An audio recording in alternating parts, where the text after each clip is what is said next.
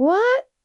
My voice cracked as I stared at Carol across the kitchen table, my stomach twisting into knots. She didn't even flinch. Her manicured nails tapped rhythmically on the coffee mug she held, her expression calm to calm. I used it for the wedding, she said, shrugging, as though we were discussing pocket change. Luke needed help with the cost, and it's family money.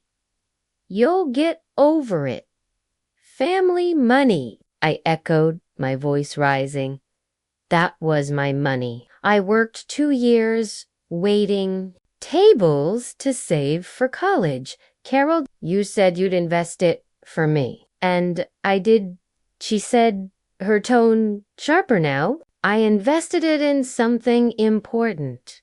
Your brother's wedding. Her son, not my brother. Luke wasn't even pretending to care about the fallout. As far as he was concerned, his dream wedding, with its extravagant venue and flower arrangements that probably cost more than my tuition, was far more valuable than anything I could have planned for myself. My blood boiled.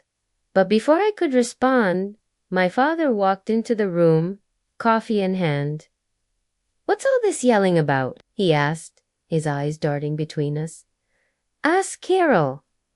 I snapped. She spent my college savings on Luke's wedding. My name is Emma Williams, and I'm 19 years old. For as long as I can remember, my stepmother, Carol, has been the dominant force in our house. My mom passed away when I was 10, and by the time my father remarried, I was desperate for some version of normalcy. But Carol made it clear early on that her priorities were her biological son, Luke, and herself. I became an afterthought. Someone to nod at during dinner, but not worth investing in. When I got my first job, I started saving immediately. Every tip, every extra shift went into my college fund. I wanted to go to a local university and study nursing, a dream my mom had shared for me. Carol always talked a big game about financial responsibility. So when she suggested I let her invest my savings to grow it, I believed her. I thought I could trust her. I was wrong. I don't understand, my dad said, scratching his head as Carol breezed past him, clearly done with the conversation.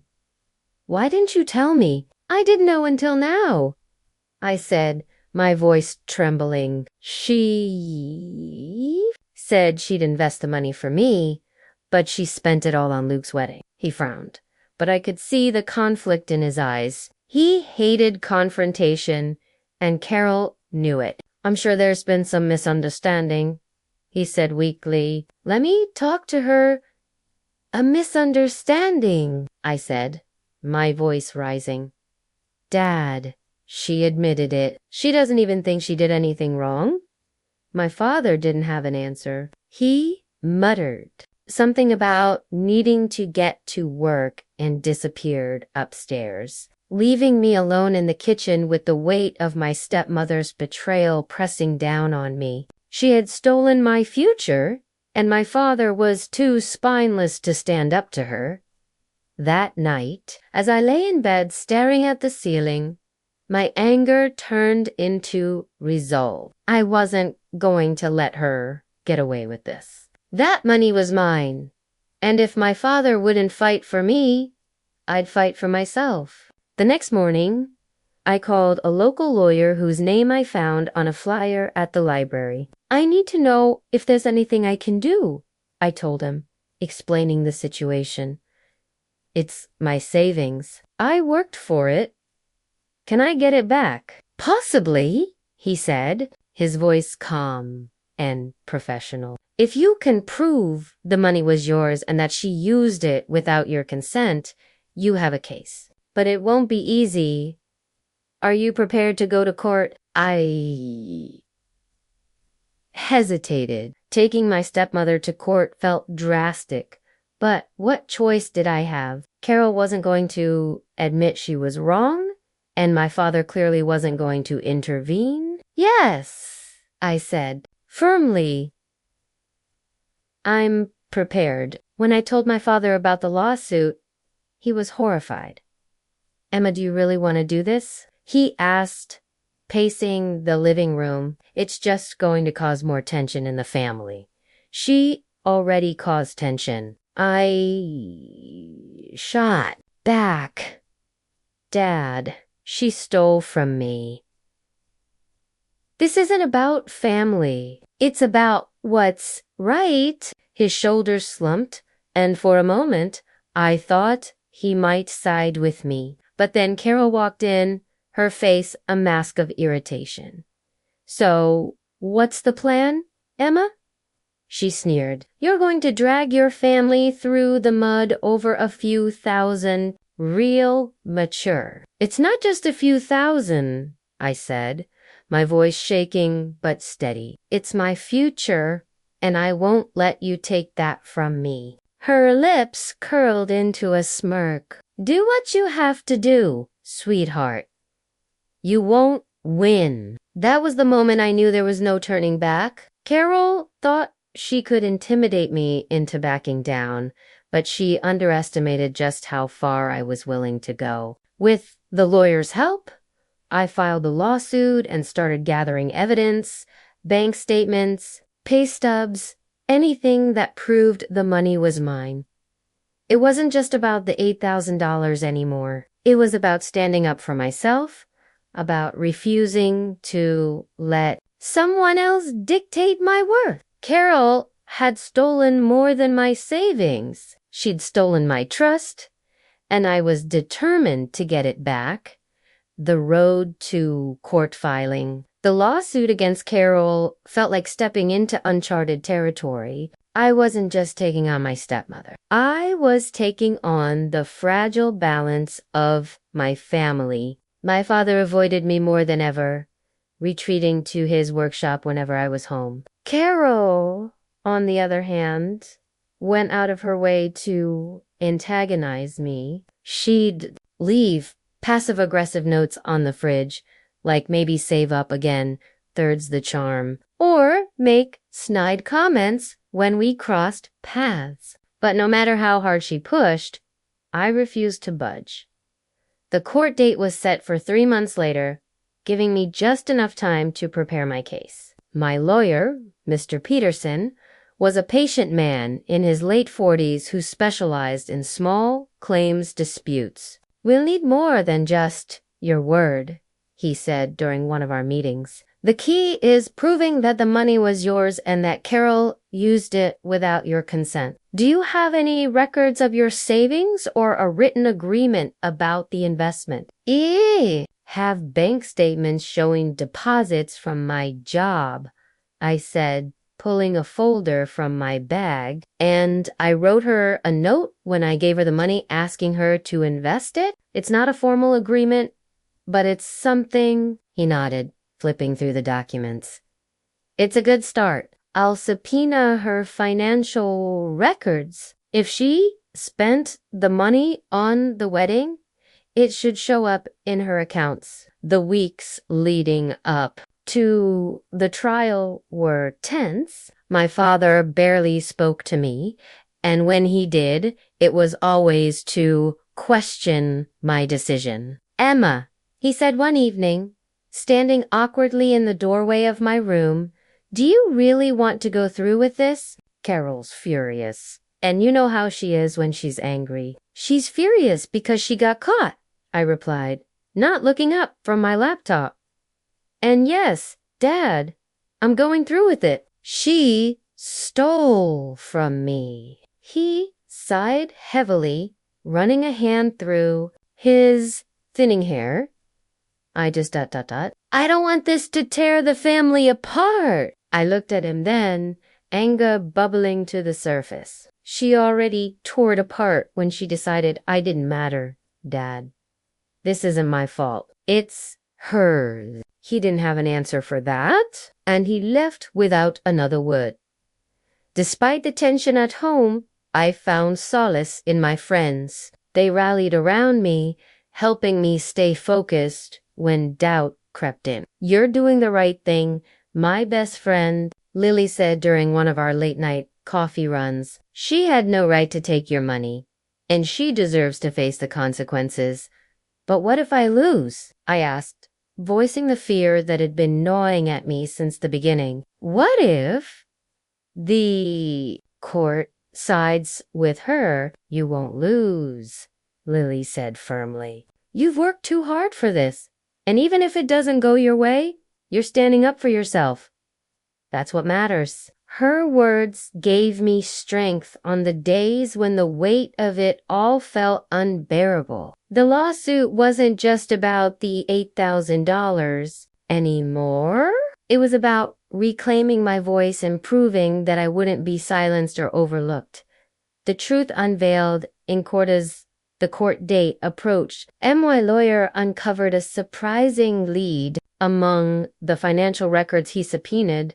There were inconsistencies in Carol's spending. Large withdrawals had been made from a joint account she shared with my father, but the money hadn't just gone to Luke's wedding. It appeared Carol had been funneling money into a personal account for years, using it for luxury items and trips my father knew nothing about. This changes things, Mr. Peterson said during our final meeting before the trial. This isn't just about your savings anymore. If we present this evidence, it could expose a pattern of financial mismanagement. The revelation left me reeling. I'd always known Carol was self-serving, but this was on another level. I debated whether to include the new evidence in the trial. On one hand, it strengthened my case. On the other, it would likely devastate my father. I don't know if I can do this to him.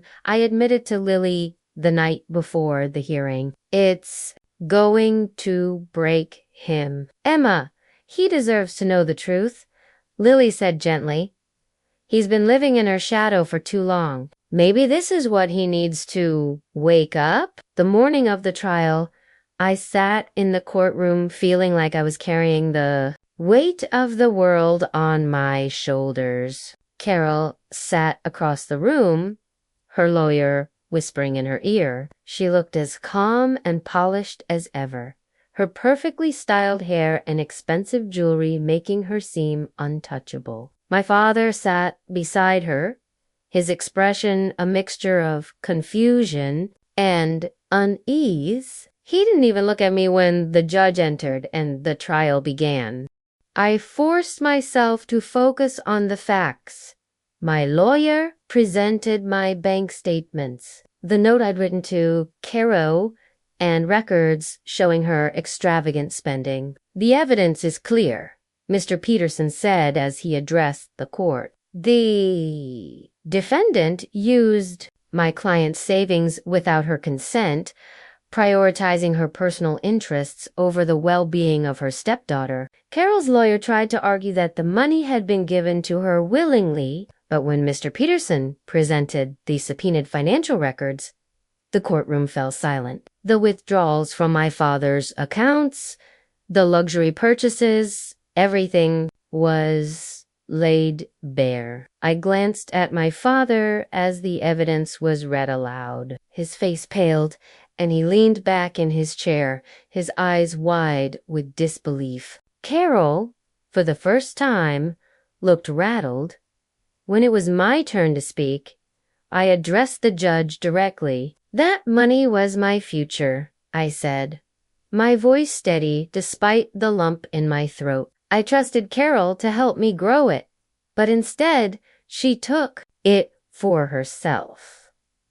This isn't just about the $8,000. It's about the principle, I deserve justice and I deserve to be heard. As I sat down, I felt a surge of determination. Whatever the outcome, I knew I had done everything in my power to stand up for myself, The verdict and its aftermath. The courtroom was electric with tension as the judge leaned forward, reviewing the evidence my lawyer had presented. The weight of what had just been revealed.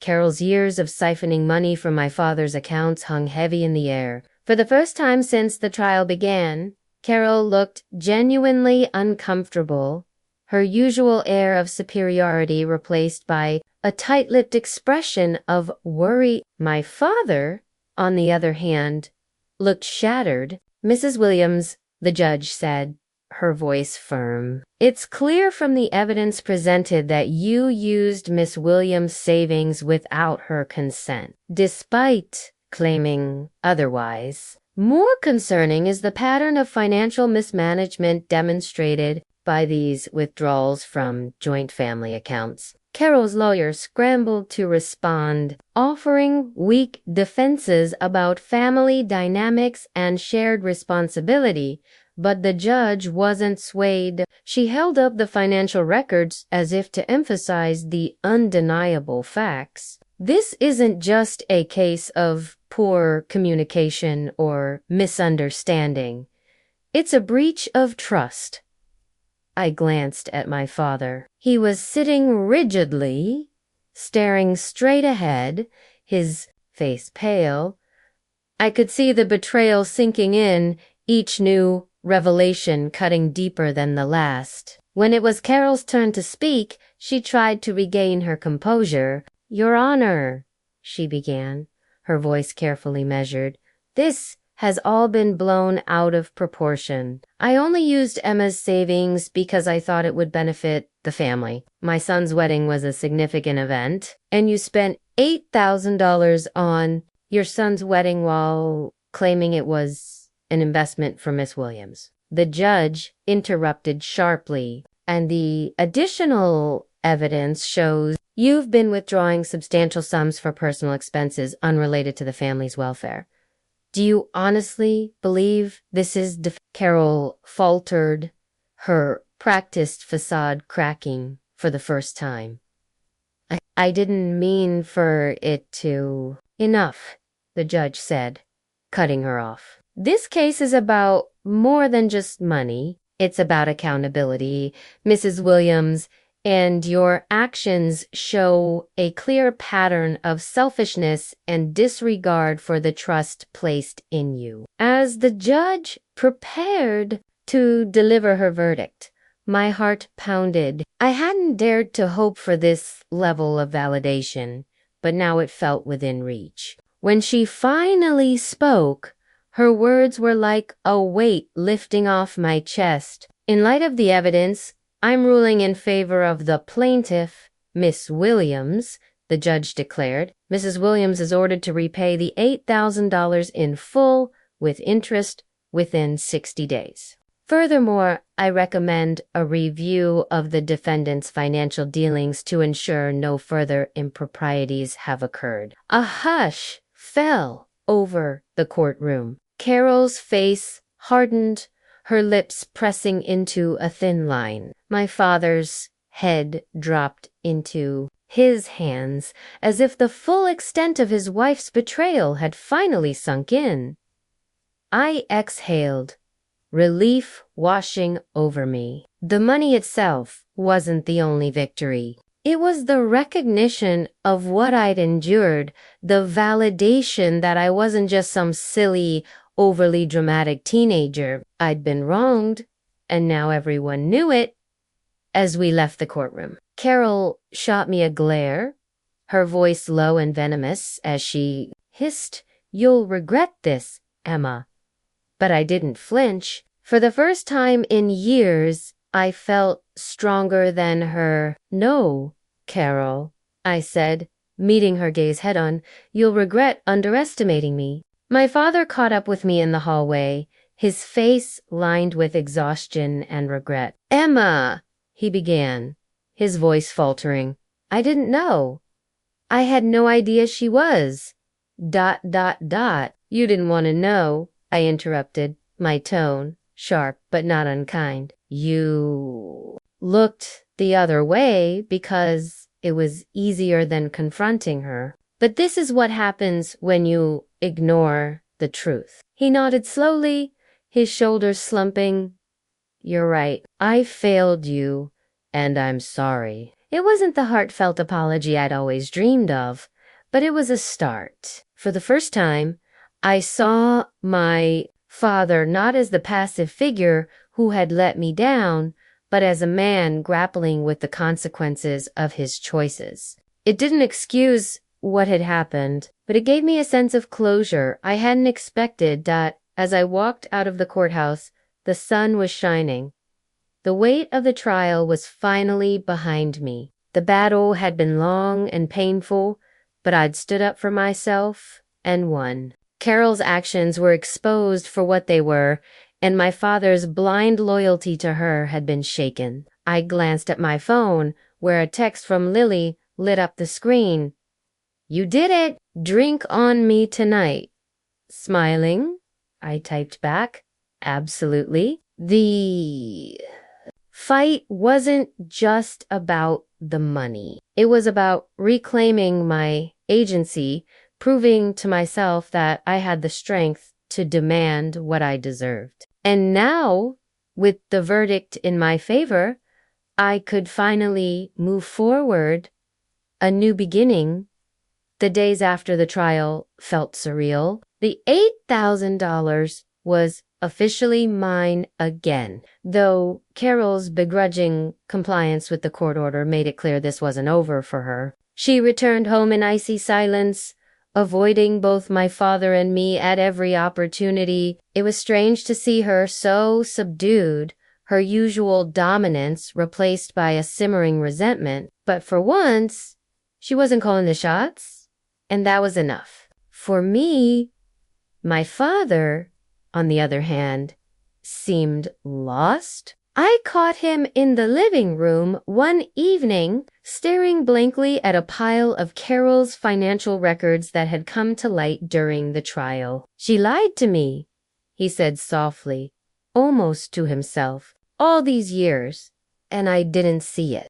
I sat down across from him, unsure what to say. You trusted her, I said, finally. That's not a crime, Dad. But ignoring what she was doing, that hurt me. He looked up at me then, his eyes heavy with regret. I should have stood up for you, he admitted. I should have listened. For a moment, I wanted to lash out, to tell him exactly how much his silence had cost me. But instead, I just nodded. You still can, I said, by making sure nothing like this happens again. Carol moved out a week later, taking her smirking sense of entitlement with her. She left a curt note on the kitchen counter. I'll let you know where to send the rest of my things. My father didn't say much about her departure, but there was a new stillness in the house that I found comforting. For the first time in years, I didn't feel like I had to walk on eggshells in my own home.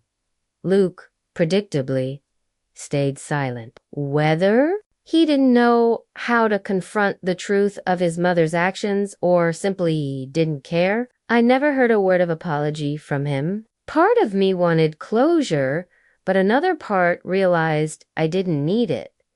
I'd fought my battle and won. That was enough. I threw myself into planning for college, finally able to see a path forward. The $8,000 wasn't just money. It was proof that I had taken control of my future. I started researching programs, comparing costs, and figuring out how to stretch every dollar. For the first time in months, I felt excited, hopeful that my father offered to help. I can't make up for what happened, he said one evening as I worked through an application, but I want to support you however I can. I hesitated, unsure if I could trust his offer after everything, but then I saw the sincerity in his face. He was trying, and that mattered. Thank you, Dad, I said, surprising myself with how much I meant it in the quiet moments. I thought about what the trial had taught me, not just about Carol or my father, but about myself. I'd always been the quiet one, the one who avoided conflict and tried to keep the peace. But standing up to Carol had shown me that I was stronger than I'd ever given myself credit for. I wasn't just the girl who worked nights as a waitress or the forgotten stepdaughter. I was someone who could demand what she deserved and fight for her future. And that future was just beginning. The next chapter, a few months later, I stood outside my dorm building, staring up at the red brick walls that would house my next chapter. It felt surreal to finally be here, ready to start college after everything I'd been through. My dad had insisted on helping me move in, and I let him, though he spent most of the time apologizing for carrying boxers the wrong way. For the first time in a long time, his nervous energy didn't irritate me. It felt genuine. "Are you sure you don't need anything else?" he asked for the 5th time, hovering by the door as "I'm good, Dad," I said with a smile. "Thanks for everything." He hesitated, then nodded. "I'm proud of you, Emma. You've worked so hard for this." Hearing those words made my heart lighten. They didn't erase the past, but they showed me that he was trying, and that meant something.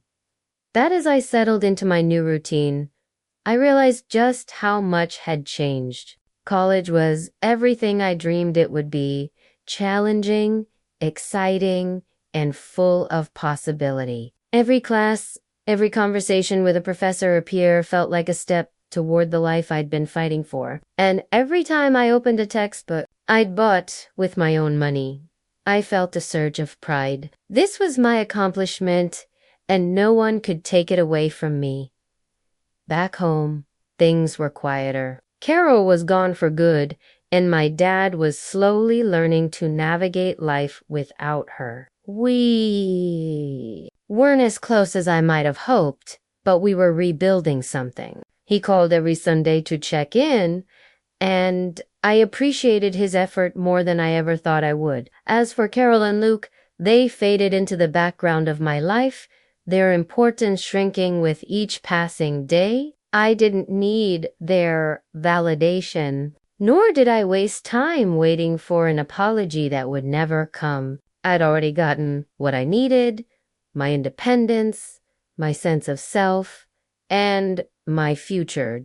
One weekend, Lily came to visit, and we sat on a bench near campus, drinking overpriced coffee and laughing about the ridiculousness of dorm life. "You're killing it, Emma," she said, bumping my shoulder. "After everything that happened, you're still standing, and not just standing, you're thriving." Her words stuck with me. For so long, I'd been defined by what others thought of me. Carol's dismissiveness, my father's inaction, even Luke's indifference. But now, for the first time, I wasn't living in their shadow. I was carving my own path, and it felt incredible. As I walked back to my dorm that evening, the campus buzzing with life around me, I thought about the girl I'd been a year ago, hesitant, uncertain, and too afraid to stand up for herself. That girl was gone. In her place was someone stronger, more confident, and ready to take on whatever came next. This wasn't just a resolution to a chapter, it was the beginning of something new. My life was mine, and I was finally ready to live it.